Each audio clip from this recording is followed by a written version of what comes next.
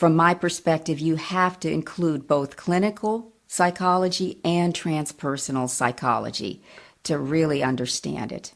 So the clinical psychology is needed to deal with the traumatic aspects. And this is where the body holds the score. Okay, so you are going to have the emotional trauma that people experience. And you need clinical psychology to interpret and to treat that and to deal with that. And when you work through the trauma, then the spiritual aspect unfolds.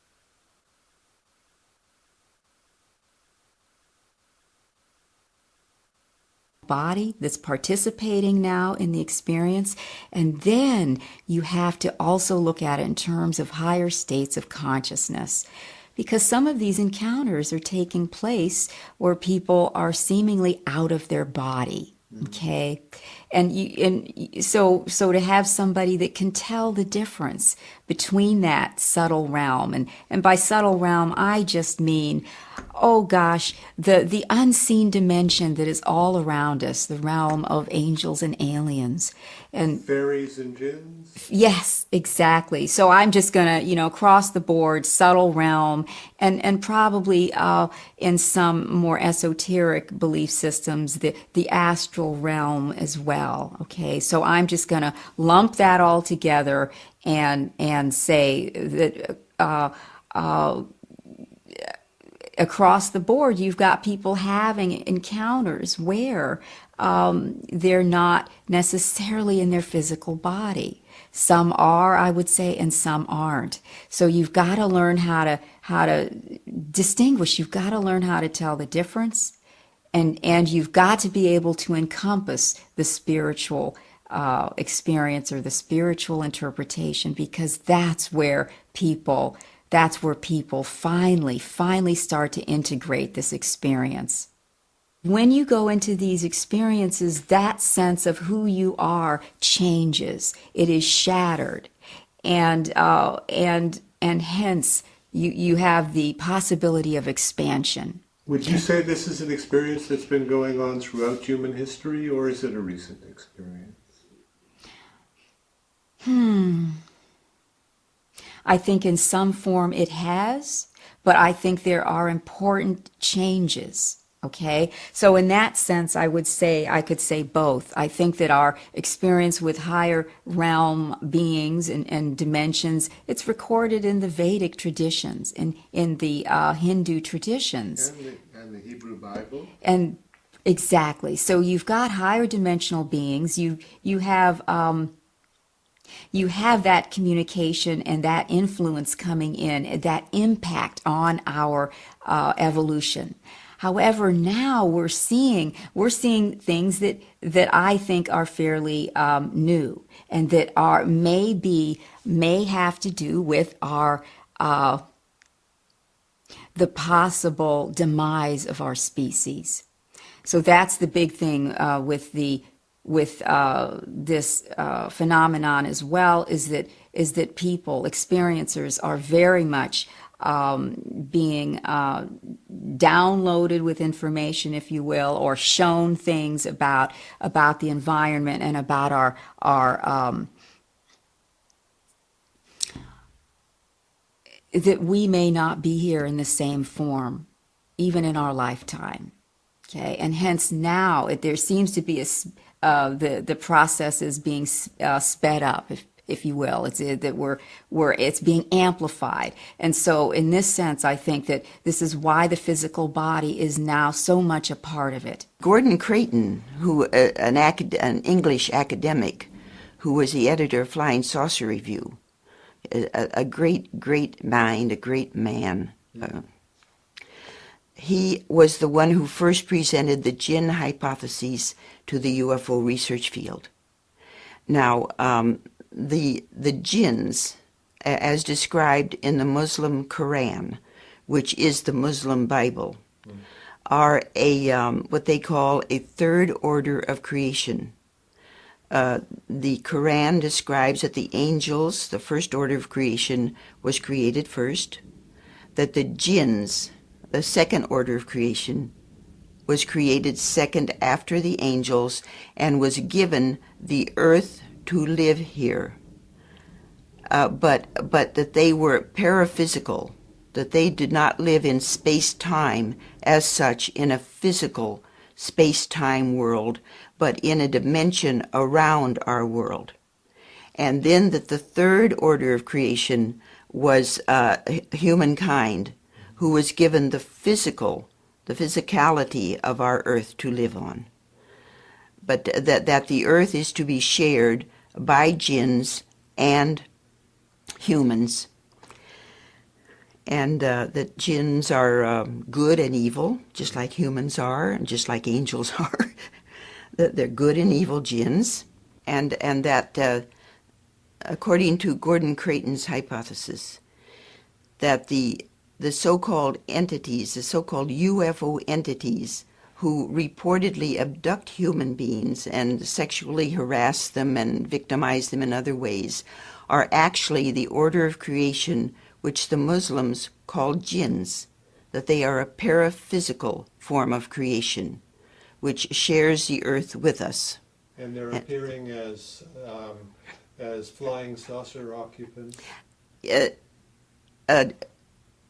Gordon Creighton explained very, very clearly that during the millennia, during the past millennia of human cultures, there have been types of sexually harassing creatures, paraphysical, which harass different cultures, but they appear in different shapes to each culture according to what the culture can accept. Their clothing, their mannerisms, their looks, according to what the culture can accept. And so I expanded on this, and I got the idea, speculation, that since the UFO, the physical UFO craft, started its new phase around 1947 in the United States, that the order of creation that the Muslims call jinns, that the Celtics call fairy folk, that the Europeans call incubi, and which other cultures all over the world, major and minor, call by different names, began to wonder how in the world could they appear to an American and frighten an American into submitting to their victimization, and that it might have taken them a while to figure out a way in which they could frighten Americans, but that eventually they thought, well, if they appeared to Americans in the form of technologically superior UFO entities from UFOs, that would frighten any American, you see. And that this is when this huge explosion of so-called abductions began, beginning in the 60s, but especially in the 70s, 80s, 90s, and continuing to this day. These creatures are deceptive. They are described as deceptive in the Quran. They are deceptive as incubi. They are deceptive as Celtic fairies, you see. So that is what I think. Okay. Do you think that there's any possibility that any of the abductions are physical? Any of them, do you think? Well, I would say that there is a possibility, possibly Travis Walton, possibly. Although the witnesses that saw the UFO striking with his beam of light did not see him go into the UFO, you see. So it might have been an altered state, a scenario that Travis Walton experienced too. But I would leave it up to Travis Walton to, to make his own decision. I would not want to, because I respect Travis too much. right. And also there are a few, maybe 2 or 3 other cases where it's possible. Mm-hmm. Betty and Barney Hill is a possibility Mm-hmm. because of the double witness there. Right. Okay.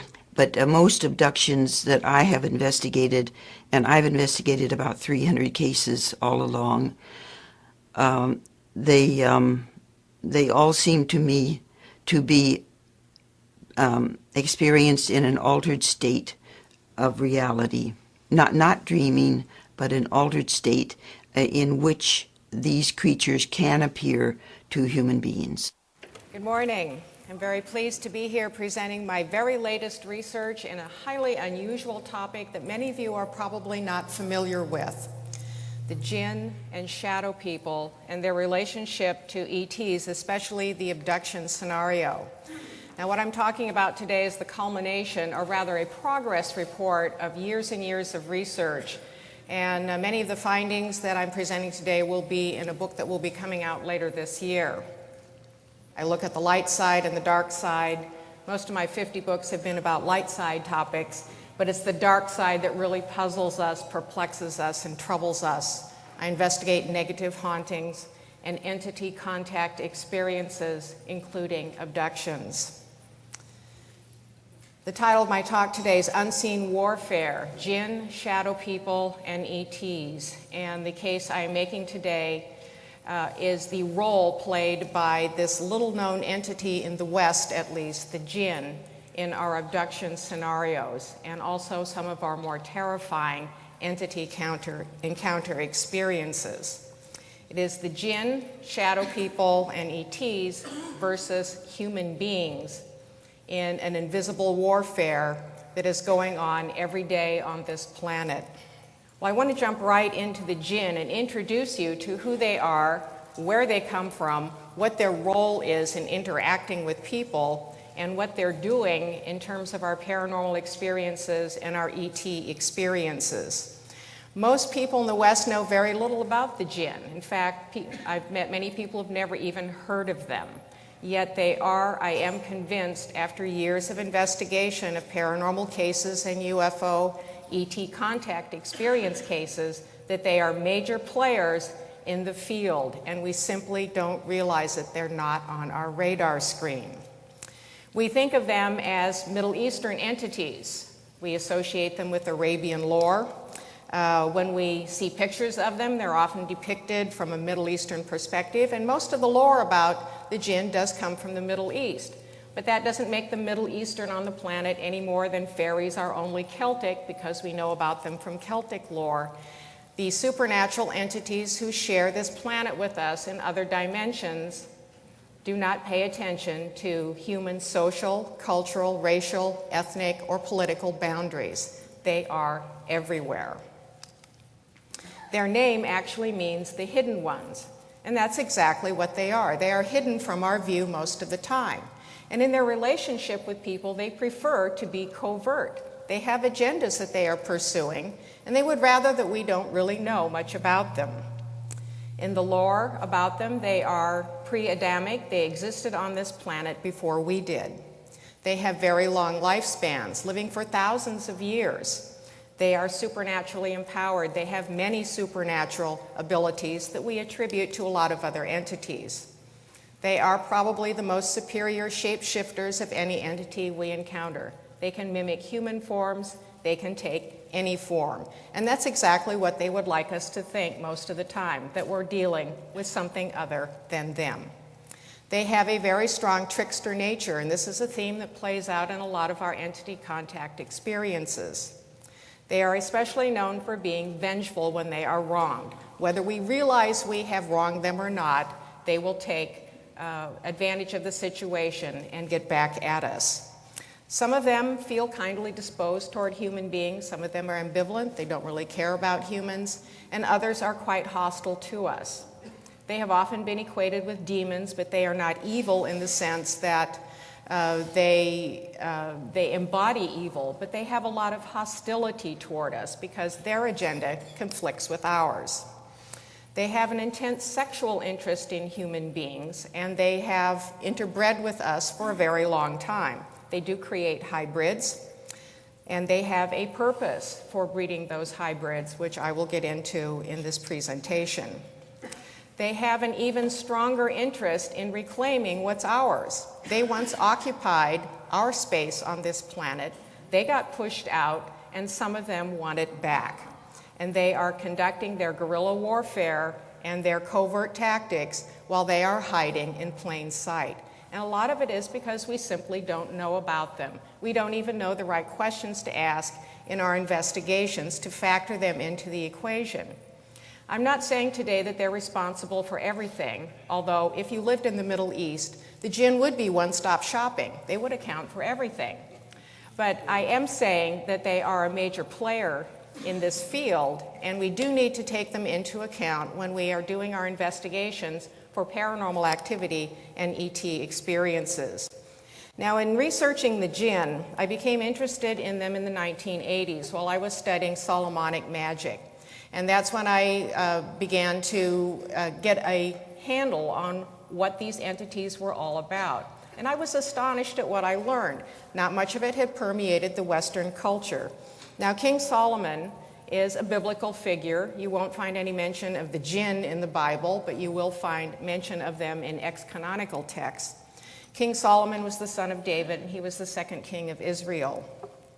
He is credited with building the Temple of Jerusalem, an absolutely enormous structure which was intended to house the Ark of the Covenant, a mysterious box from which emanated the voice and presence of God, guarded by cherubim.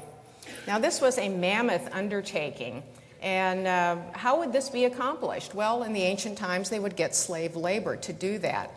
Now, King Solomon, when he ascended the throne, was given some gifts by God. God asked him what he wanted, and instead of answering that he wanted power and glory and some of the usual things that humans seek, he wanted wisdom, he wanted knowledge, he wanted discernment.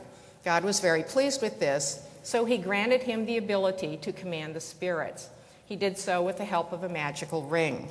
What Solomon did was he commanded the Djinn. And the story of this is told in a text called the Testament of Solomon, which was written between about 100 and 300 CE. Now, in translations of this text, the term Djinn is often translated as demons, but the correct term is actually Djinn. Solomon commanded the Djinn to build the Temple of Jerusalem. And he asked them to perform things for his own amusement, to dance and to obey his every command. The Djinn resented this tremendously. They were enslaved for the entire length of King Solomon's life. When he died, the magical wisdom that he is said to have possessed went into magical texts called grimoires. This became the foundation of the Western magical tradition.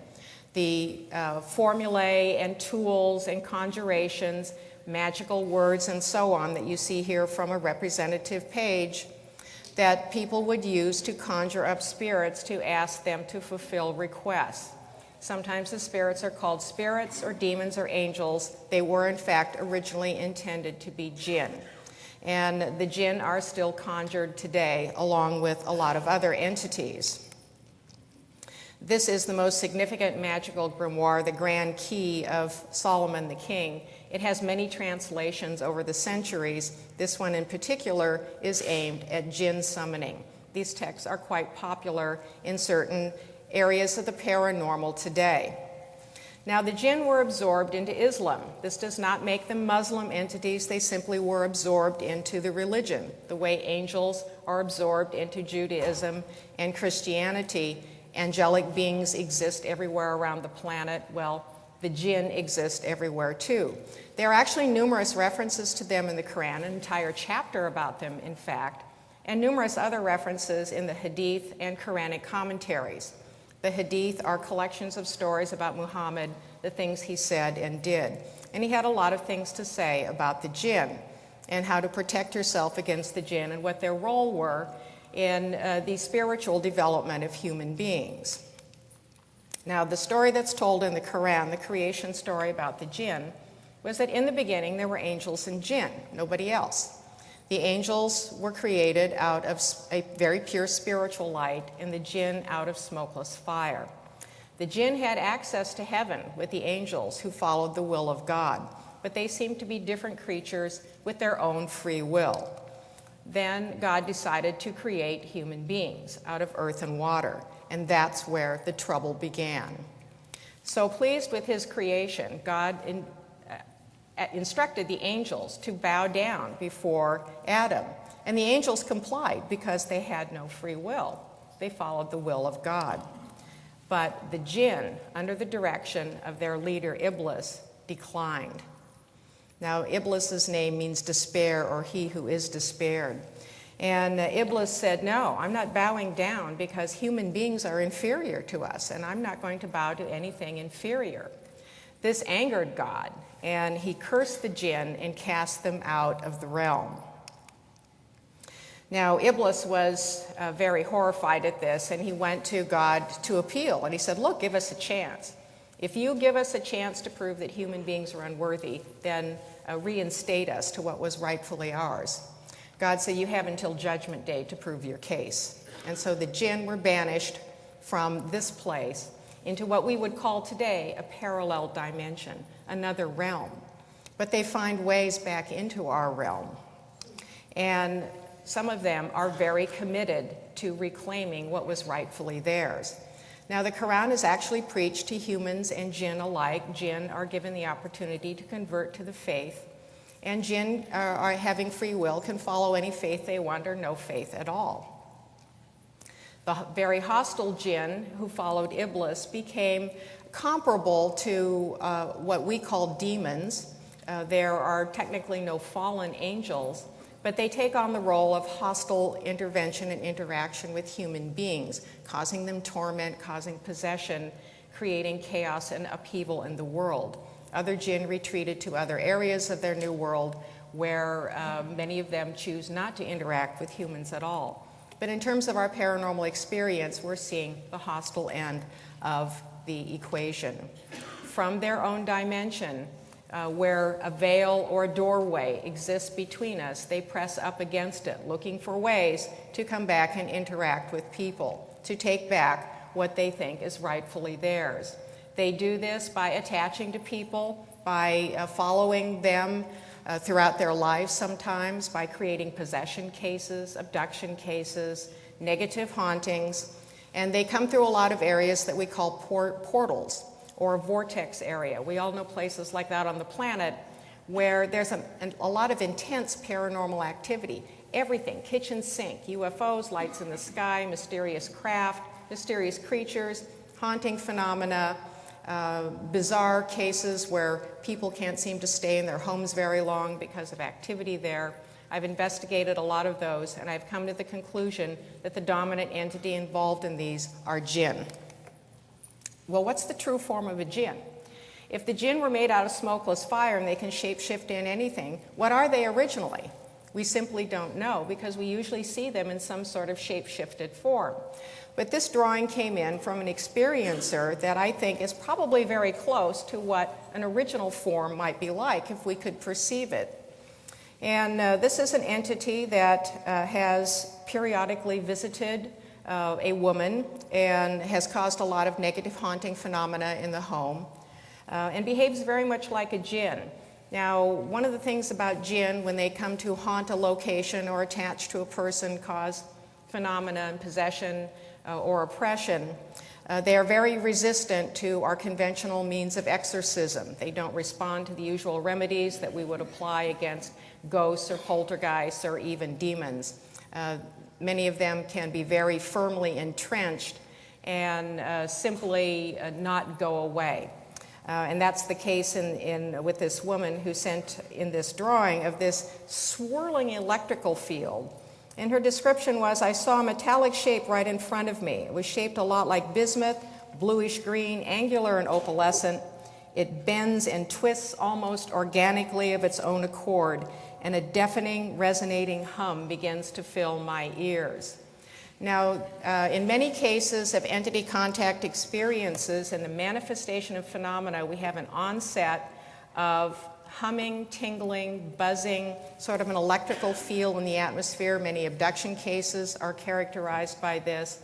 I associate it with a rending of dimensions, that there is some sort of transdimensional shift taking place that allows this entity or these phenomena associated with an entity to pop through into our dimension. These same sorts of characteristics are described in the onset of out-of-body experiences and also near-death experiences. So again, it's the push of one dimension into another. like to give you a few examples of some cases of their possible shape-shifted form. One of their favorites is a snake. This comes from ancient times. In fact, Muhammad said if a snake came into your home, you must ask it politely 3 times to leave. Because if it's a jinn, you do not want to kill it because you will enrage its family and they will come back and take vengeance on you. If by the 3rd time the snake does not leave, it's a snake, you can go ahead and kill it. But we also have a lot of interaction with reptilian entities, and this brings in the jinn connection. It is one of their favorite forms. However, they can take many forms. Ghostly apparitions, full-bodied or partially formed. They can be beautiful or ugly human beings, often with some oddity to them. There's something like weird or trickster-like. And we have many cases in the paranormal and crypto literature, even the ET literature, of very odd beings that simply don't conform to our known laws of our particular dimension. They are often in mist, fog, smoke, and clouds, sometimes transparent, often black. I've seen them as swirling black clouds that look like ink moving through space. And sometimes these clouds will morph into other shapes, and sometimes shapes will morph into the fog and the clouds. One peculiar feature about them is that they are often surrounded by a blue light or a glow around their form. It almost has an electrical-like feel to it, an appearance to it, and these are characteristics often associated with the onset of abduction experiences too. The jinn especially love to take weird shapes that unsettle us and disturb us because we do not consider them to be natural. Hence, they could account for mysterious creatures like Mothman, a humanoid with wings and red eyes set into its shoulder blade that was part of a massive UFO wave in the Point Pleasant, West Virginia area in the mid-1960s. Even though Mothman really took center stage and got all the glory, Mothman was a minor player in all the activity going on, which was well documented by John Keel. Most of the activity concerned UFOs, landed craft, entity encounters, men in black, poltergeist experiences, missing animals, missing time, and a lot of other weird things that we associate with UFO flaps. But Mothman itself possibly could have been a jinn creature because this would be a form that the jinn would be likely to take. Again, something very unsettling, terrifying, and disturbing to us. This is a drawing of a winged entity sighted in northern Pennsylvania about a year ago. I know the person who had this encounter quite well. He was driving home late at night on a lonely country road, and this creature came out of the woods and crossed the road in front of him. People automatically called it Mothman because it had wings, but I think that it's another form of mysterious creature, unknown entity that would be, again, possibly jinn because of the nature of the form. Mysterious creatures like this entity, the grave robber, which I've been tracking in West Virginia, could be a jinn form as well. Again, an entity that's not known to our dimension, doesn't fit any of our known parameters of what a creature ought to look like or act like. These entities are seen in haunted areas filled with a lot of paranormal activity, including UFO activity, shadow people, hauntings, and the like. And they are known to hang around cemeteries where they are said to disturb graves, according to lore that goes back generations. The jinn are also said to prefer lonely places like desert landscapes, cemeteries, and lonely places. Sometimes jinn take on weird human forms. This is from a case I've been following in Florida for several years, a woman who is a multiple experiencer of all kinds of phenomena, including what we've identified as jinn, who show up in a variety of forms. And this particular one was quite terrifying to her, a scraggly-looking humanoid figure with saw teeth and long stringy hair hanging off the exposed parts of its body, and dressed very weirdly. Again, we have this trickster element to it. Why would an entity dress in trousers and scruffy army boots and show up to terrify someone.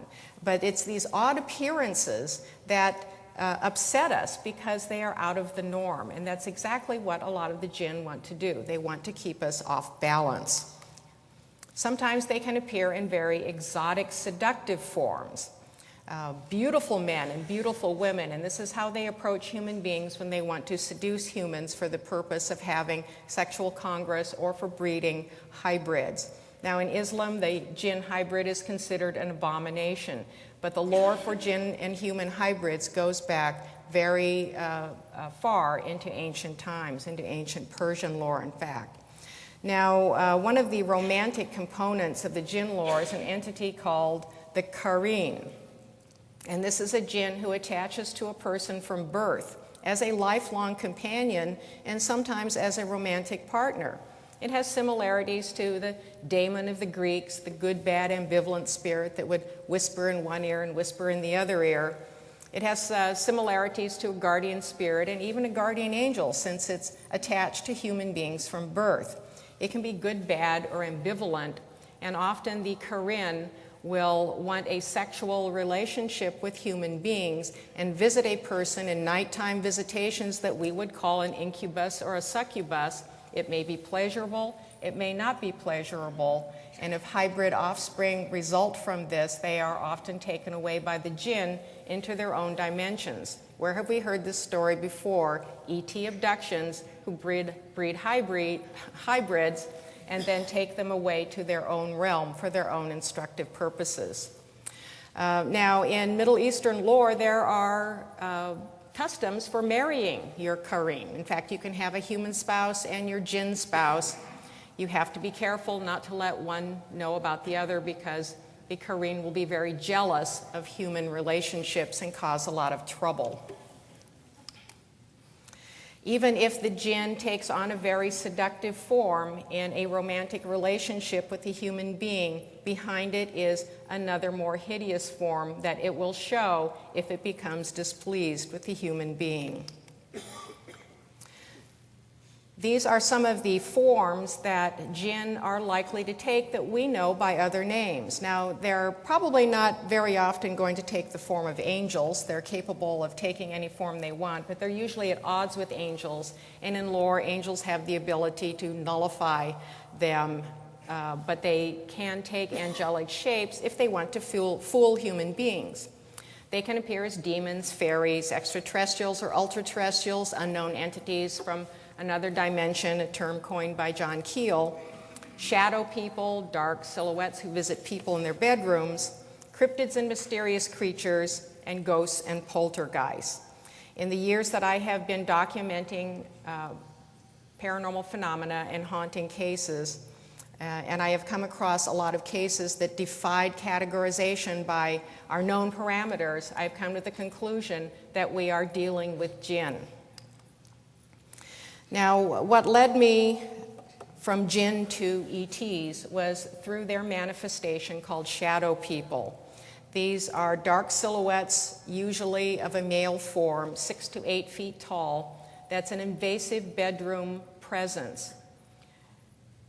There are no facial features, nothing but a solid black silhouette, and these figures come through walls, out of closets, out from under beds, through windows, and they stand by the bed or at the foot of the bed and stare at people even though they have no eyes. When you wake up, you know you are being stared at very intently. Sometimes when people wake up, they disappear, they vanish into thin air, they turn into smoke and disappear.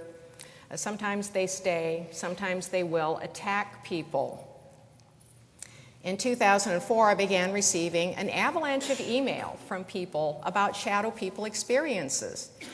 And there was a marked similarity to all of these experiences. It piqued my curiosity in terms of what's going on. When I get a lot of email about a particular pattern of experience in interdimensional activity, because it indicates what I do in my work is I look at people's experiences and find patterns. What are the patterns involved? How can they be related to other known patterns?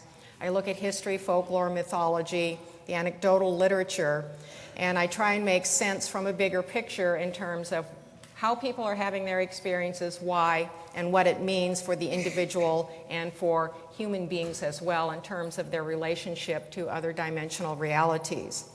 So shadow people started piquing my curiosity about what was going on, and I began investigating the phenomenon in depth, interviewing people. I have about 600 anecdotes in my database right now. That's my own cases that I have collected over the years.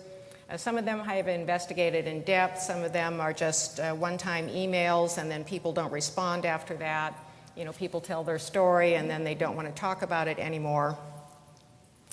And in addition, there are a lot of cases on the internet.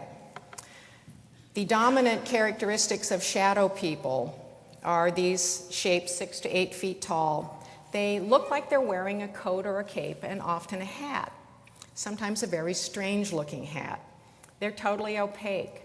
They start out as shadows, they become kind of three-dimensional. They will block out light and objects behind them, but they can disappear in an instant. You can put your hand right through them.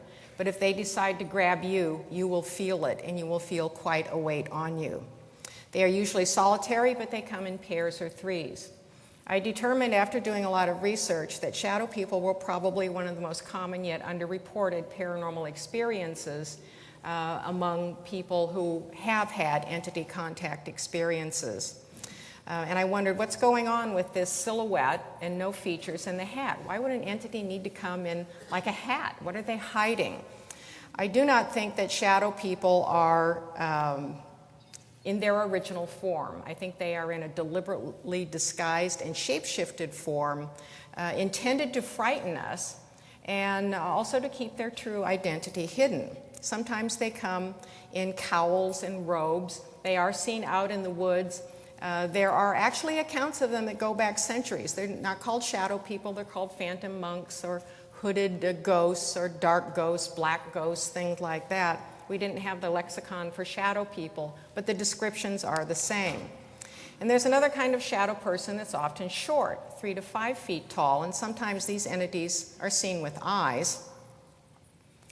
For some reason, the short ones terrify people more than the tall ones.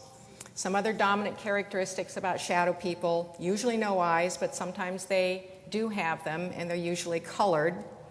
They rarely, if ever, communicate with someone, and this is what terrifies people, this black presence in the bedroom just emanating this field of hostility and not really communicating why it's there or what it wants. They move extremely fast. They don't walk, they glide, or they're simply there and then not there, they're somewhere else. They pass through solid matter. The boogeyman in the closet is a classic example of a shadow man experience. The entity that slides out from under the bed and goes back under the bed, coming through walls, going up through ceilings, down through floors. And then they can disappear by fading and vanishing and shape-shifting. Some of the descriptions that I've collected from shadow people. It is hard to describe, but it was as if you were to cut out a human shape from a black poster board and made it move in a walking motion. That would be the best way I can describe it and make sense. It didn't reflect light, and no light came through it from any of the lights, windows, etc. This shape had the form of a human with what appeared to be legs, arms, torso, and head, but there were no features to be seen. It was as if a shadow were moving along the wall with the shape of a human, but featureless. Now in this illustration, notice the blue glow around the shadow person. There are many accounts of this, that the black figure is somehow strangely blacklit with this kind of electrical blue aura, or it manifests after blue lights have flashed around outside in a hallway or outside the house. It had the shape of a man and stood over 6 feet tall. There were no details of features. It was blacker than black without really having a true color. It was more like void of all color, with maybe a hint of a bright blue around the outline, similar to the color of an electric arc. It started as a physical and, I believe, a spiritual attack. The presence was trying to suffocate me. Whatever it was well beyond my strength. The fight lasted probably only a few seconds, but seemed an eternity to me. I fought it off with both every ounce of strength I could muster and prayer. It was one of the few times I was sincerely afraid for my life. I couldn't move. I had the physical sense of weight on my chest. My shoulders were pinned down. It felt as if it was holding a pillow over my face, preventing me from breathing. Getting it off and being able to take a breath was both physical and spiritual. I was pinned down like from a wrestling move with physical weight on top of me. I tried pushing, rolling, and thrashing about. I thought someone had gotten into the apartment and was attacking me. As well as trying to fight it off me, I was praying for my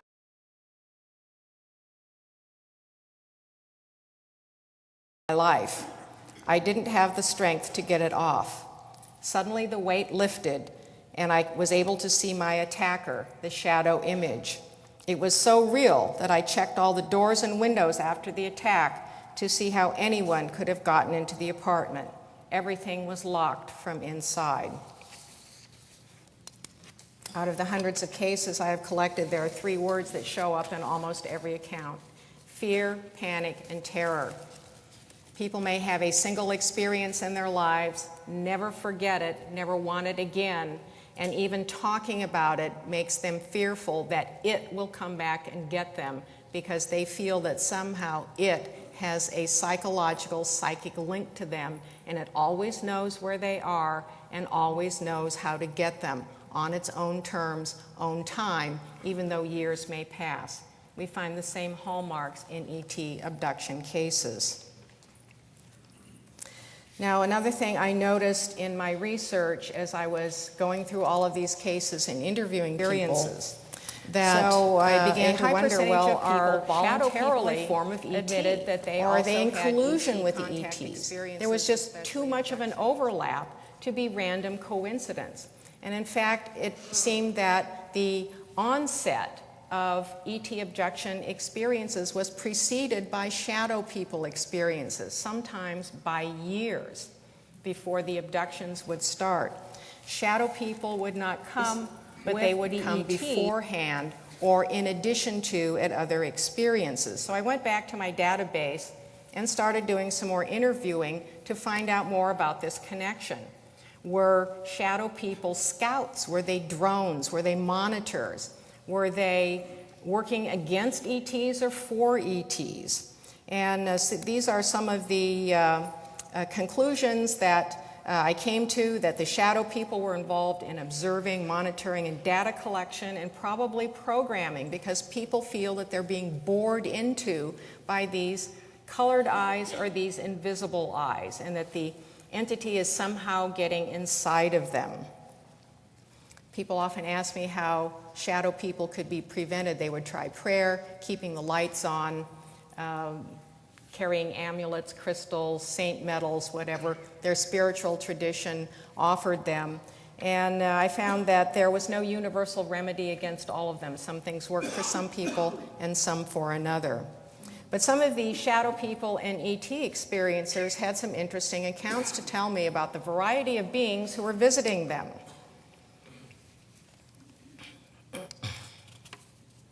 This is an insectoid that visited a man in his 30s along with shadow people. He would get the shadow people first, then he would get insectoids, and then he would get another variation of the shadow people called the little black hooded beings with red eyes. The insect being was almost transparent, or its outer cover was. I recall a distinct thorax torso under what appeared to be large translucent wings. It also had plumage or types of wings that draped back over its head, similar to an Indian headdress, but only longer, thinner wings. I do not recall much detail about its face, but remember 2 large eyes and a beak-like facial structure. The most striking detail was its bronze, gold, green straw color. I attempted to match its color as closely as possible. This thing did not upset me like the 3 shadows I saw later the same night. The 3 shadows were maybe 3 feet tall and emitted a buzzing sound, much like welding aluminum at very high amperage. They had very black cloaks that I could see very well, and gray faces with no features except the red eyes. They floated or hovered and circled me. The eye area was lighter than the rest of the face. And how often have we heard these remarks from contactees and abductees? I know what I experienced. Others have also. The details are so exact, it is eerie. That prompted me to revisit abduction literature. Now, I have always been interested in the abduction phenomenon. I followed the development of the literature, but I thought, well, if there are shadow people involved in abduction experiences, surely there are some mentions of them in the accounts from the abduction literature. And there are. They're all over the place. It's just that nobody has really known what to call them or where to place them, what to do with them. But they are part of the abduction accounts from the very beginning. We also have the men in black. That was another connection that I made with the ET side of things. The tall man with the coat and the hat that's very upsetting and creates chaos among people. Gray Barker documented the men in black. And they knew too much about flying saucers. Albert Bender was the primary experiencer. He actually got out of the field of ET and UFO research because of his visitations from threatening men in black who told him that he should quit what he's doing. And this is probably another iteration of the shadow person, only in a different form, again with the purpose of upsetting people and creating a lot of chaos. I also found connections to the ET scenario through the fairy lore. And of course, folklorists like Thomas Bullard and Peter Rosevich and Jacques Vallée also got into this as well. Looking at can we explain ETs from the standpoint of fairy lore? And there is a major connection between Djinn and fairies as well. They both pre-existed humans. They got pushed out into another world. They live in subterranean and lonely areas. They have very long lifespans, supernatural powers, organized into families. They consider humans to be inferior, and they believe the earth will be theirs again someday. So all of these cross connections providing a very interesting picture in terms of what's really going on behind the scenes. Fairies also have a romantic sexual obsession with people. There's a lot of literature about the hybrids they create. They're tricky and vengeful when wronged. They cause bad luck and misfortune, and they can also possess humans.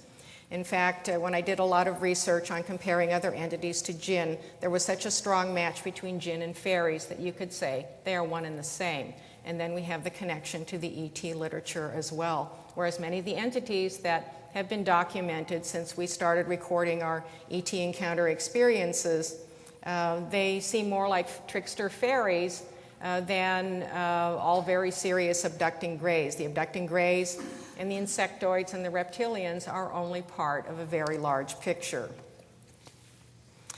Now, all of these ET forms that have been documented in the abduction literature are forms that can be taken by Djinn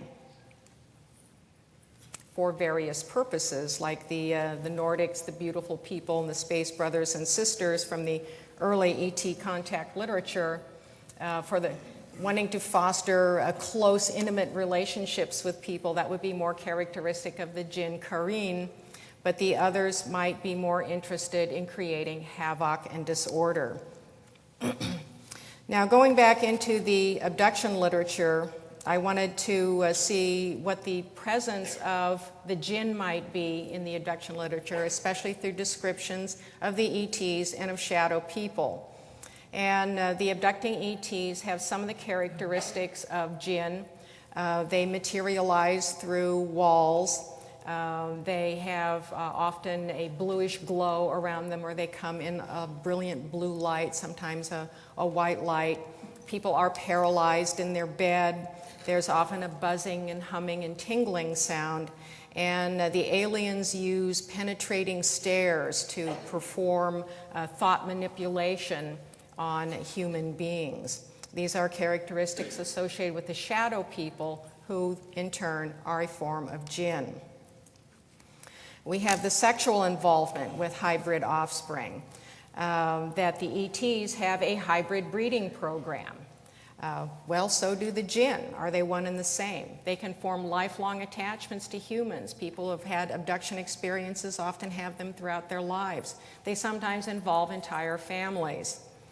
The episodes are usually unpredictable, and people feel they are difficult, if not impossible, to prevent, although people have discovered ways of trying to ward them off. And the ETs, the abducting ETs, and the Djinn also share an interest in the occupation of Earth. Are they working with each other, against each other, or are they one and the same? I think they are one and the same. In going back through the abduction literature, as I mentioned, I looked for accounts that bore the hallmarks of Djinn. Now, in discussing these today, I'm not saying that these are Djinn cases. I'm saying that they bear similarities to the hallmarks of Djinn, and when we do our abduction evaluations, we should take the Djinn into account as players on the field, that there may be something else going on other than what we have assumed. The Tujunga Canyon contacts were one of the earliest well-documented cases, 1953. It originally involved 2 women, spread to 5 principal abductees, and Ann Druffel did an extensive investigation of this. I have talked to her about this case, and then she joined with D. Scott Rogo in a further investigation of it. The principal abductee, a woman pseudonymously known as Sarah, described her initial encounter with shadows, not with the grays, but with shadows. It started with a strange light outside the house that woke her up. Then these shadows appeared on the lawn. They passed through the glass windows, and that's when the experience then started. Under regression, she said shadows, like shadows in the room. They're moving. The shadows are moving. Yeah, they're coming across the lawn and into the house. They're so shadowed. It looks like they're wearing almost like a black ski mask, but the whole thing is black, and just their eyes are out.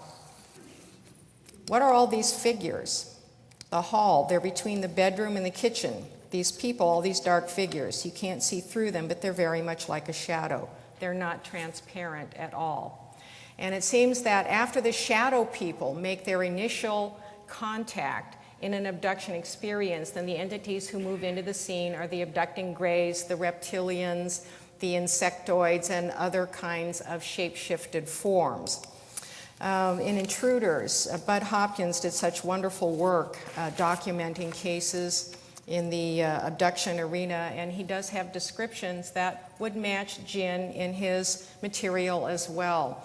In Intruders, which documents the experiences of entire family in the Midwest, he talks about children seeing figures that move in and out of the closet. They're big-headed. He doesn't offer more of a description than that, but it is very similar to descriptions that children have given of small shadow people that move in and out of the closet, the boogeyman, so to speak, with lights and a glow around its head. And it communicated by telepathy. Another experience that stood out in Intruders involved a shadow person that manifested to one of the relatives of one of the principals. In November 1983, the man went on a hunting trip to Indiana. He woke up in the middle of the night with strange lights. Outside, he saw 2 shadowy figures, had missing time of several hours. Then, about a month later, he was driving to work in his double cab pickup truck, and he looked in the rearview mirror, and sitting there was a shadow man wearing a large hat. Unbelieving, he turned his head and looked over his right shoulder. The figure, apparently a normal man, was wearing what Johnny later described as somewhat resembling a big Western hat. He appeared solid, darkish, clearer in silhouette than in surface detail. Johnny panicked, pulled on the brake, and jumped out of his truck. No one was in the truck when he looked back. He was so shaken by this experience that 2 days later he sold the truck. I have had many accounts of shadow people manifesting in the back seats of cars. And this one comes along with an ET case as well. Now, some years ago, I did have the opportunity of speaking with Bud about shadow people. And he said, yes, he had many accounts of them in his literature. He considered them to be part and parcel of the ET experience, not something separate or belonging to another kind of entity. And I have found that we simply just haven't known the right questions to ask. We don't know what to do with these experiences and these accounts in terms of putting a lot of pieces together. In Communion, Whitley Strieber's experiences, he does talk about seeing small hooded beings before the onset of his abduction experience. In October 1985, I saw something that looked like it had a hood on it. I was looking into the far corner of the bedroom where I saw a dark shape about 3 feet tall standing in the shadows. I saw something that looked like it had a hood on it. My memory was of seeing the shape sweeping across the room and realizing with a feeling that galvanized my whole being, it was something totally unknown to me, glaring at me from right beside my bed in the dead of the night. He was under hypnosis when he gave this account. I then emerged spontaneously from hypnosis. I relived fear so raw, profound, and large that I would not have thought it possible that such emotion could exist. You could take this account straight out of the shadow people literature as well. In December 1985, a 3.5-foot figure in his bedroom manifested. I could see perhaps a third of the figure, the part that was bending around the door so that it could see me. It had a smooth, round hat on with an odd, sharp rim that jutted out easily 4 inches on the side that I could see. I could not see the face. When it was close to the bed, I saw 2 dark holes for eyes and a black downturning line of a mouth that later became an O. And of course, Whitley has, who's here this weekend, he's explored in depth in several of his books his developing theories and ideas about what he has experienced. But the early experiences at the onset of the abduction encounters matched a lot of shadow people descriptions. And again, the shadow people connection preceding the abduction experience. Now, this is a photograph of a shadow person from the home of Stan Romanek. I've had several conversations with Stan about his experiences and the presence of shadow people in his home. And an interesting photograph with a dark figure at the top of the stairs. I just saw another photograph that he had with him yesterday, captured in his office of a shadowy form. These shadowy forms seem to be part and parcel of the ongoing encounters. Now, the hybrids, are they ET or Djinn? We have Djinn who are interested in creating hybrids with human beings for the reoccupation of the planet. We have ETs who seem to have the same agenda going on. So are we dealing with ET hybrids in the abduction cases, or are they really disguised Djinn hybrids? In the literature that John Mack put together, a groundbreaking book, Abduction, where he regressed some contactees and abductees about their experiences, and there are shadowy figures that play a role through a lot of their ongoing experiences. And Mack concluded that this is a bona fide external experience. It's not mass hysteria, it's not imagination. The same can be said with Djinn experiences and shadow people experiences. They are real. They're not imaginary. They're not going on in the heads of people. They are real experiences that often take place in liminal areas like a twilight state of sleep, or when a person is in an altered state of consciousness. Now, Mack concluded in Abduction that we don't really know what's going on here, but it doesn't seem to be evil. It may even be positive for humanity as a whole. He stated, I would not say that the aliens never resort to deception to hide their purposes, but that is, in my view, too narrow or linear interpretation. We may be witnessing something far more complex, namely an awkward joining of 2 species engineered by an intelligence we are unable to fathom, for a purpose that serves both our goals with difficulties for each. Well, there are other researchers and experiencers that feel that there are positive aspects to this experience, no matter how terrifying.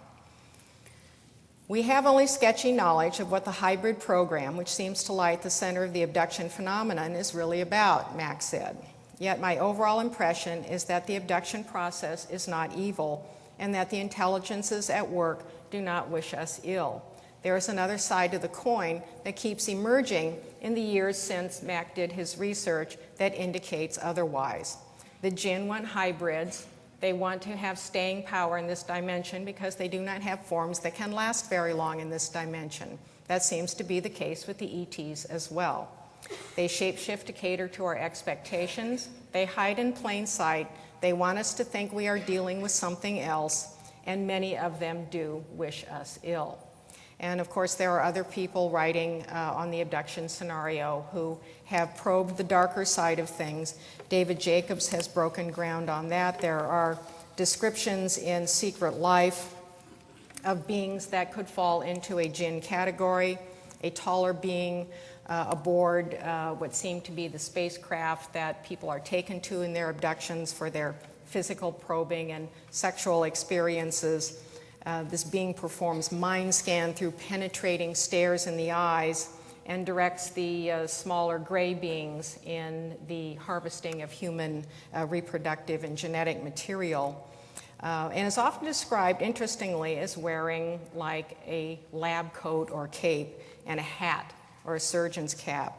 The Djinn seem to be very fond of hats and caps. I've surmised that perhaps there is something about their real head shape that they cannot completely disguise, and so they put on some kind of hat in order to hide these characteristics. In The Threat, Jacobs talks about having cases where people describe shadow people. I have had people remember figures that look like Abraham Lincoln wearing a stovepipe hat, men wearing fedoras, angels, devils, and so forth.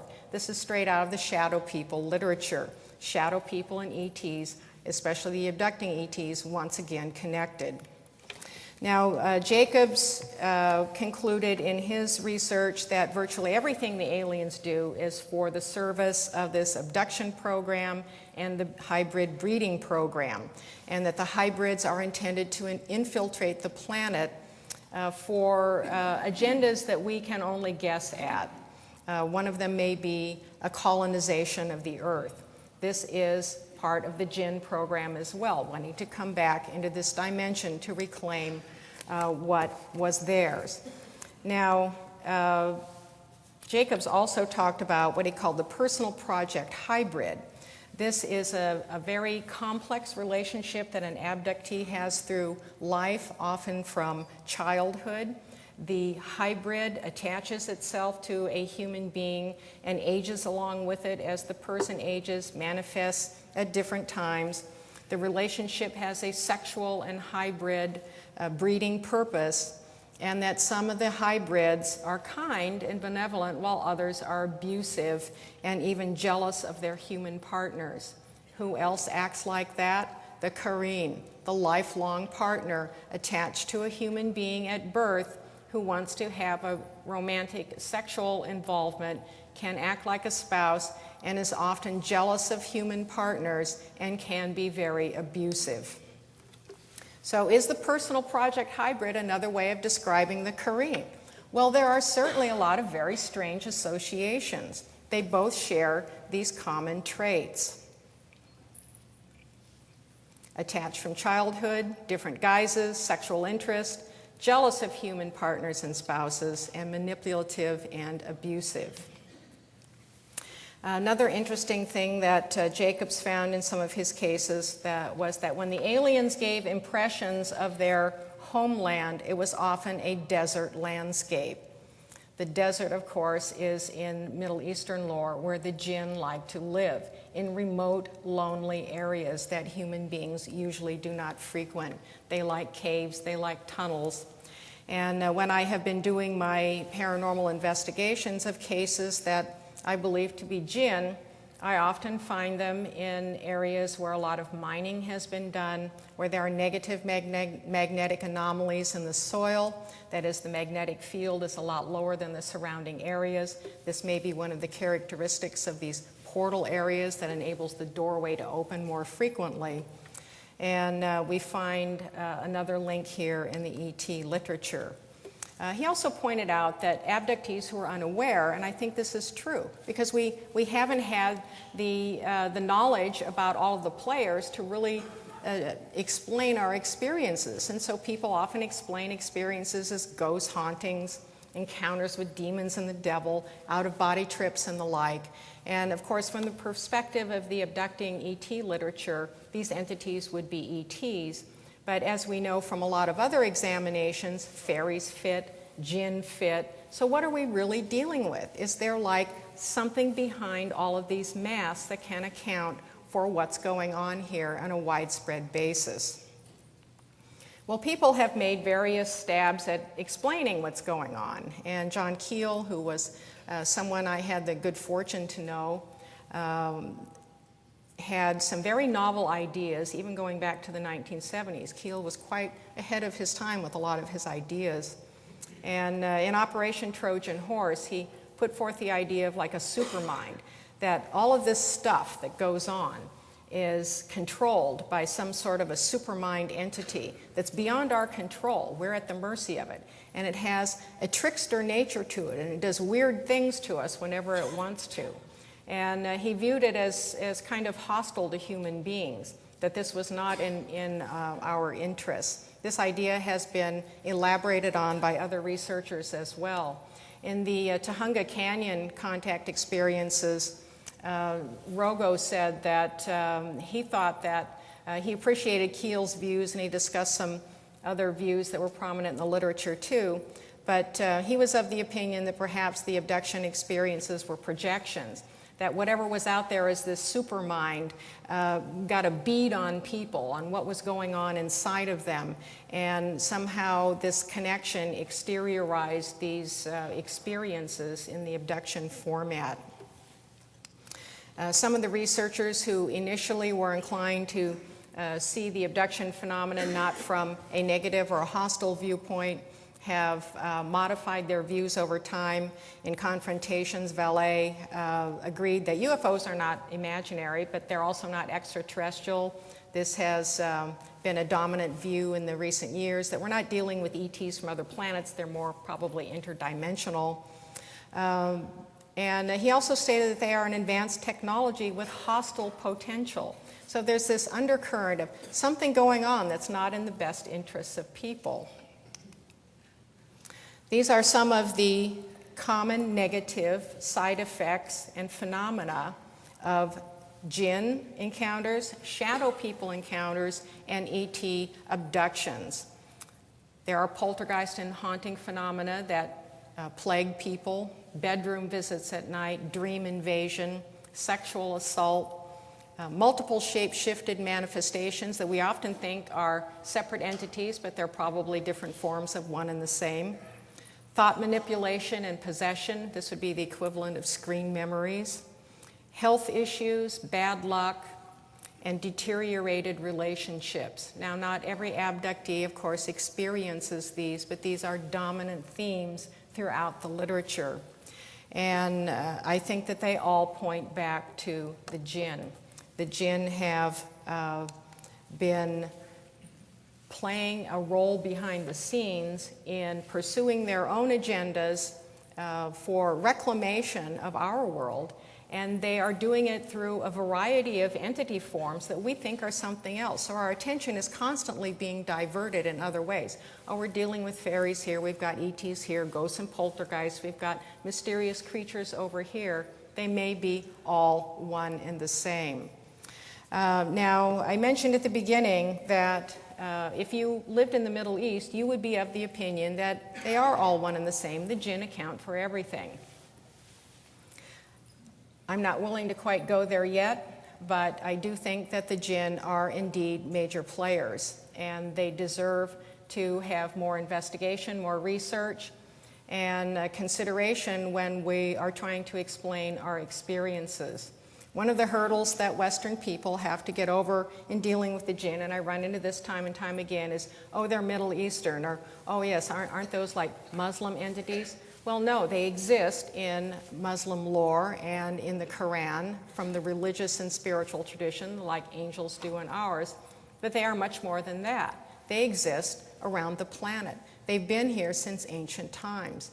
So we need to get past some of our own prejudices in terms of evaluating the role that these entities are playing. And from my own experience as an investigator, they do not want us to know much about them. They are very good at harassing people, and including investigators. In most of the cases that I have put together teams on, there are usually strange things that happen at the last minute before an investigation. People get taken out with medical emergencies, accidents. I have frequent computer problems, missing files, missing emails, interrupted telephone conversations. Almost every time I've been on the radio talking about the Djinn, something interrupts the transmission or kills the program altogether. These sorts of electrical interferences and technological interferences are part of the abduction scenario as well. So what I'm advocating is that we pull back and take a broader picture here. All of these things are interconnected in some way. And I find in my research that people in one field don't seem to talk much to people in another field. The people in UFOs don't talk to the paranormal people, who don't talk to the Bigfoot people and the crypto people, who don't talk to the metaphysical people. And I think we need to pool our information because we all may be dealing from the same page here, just in different ways.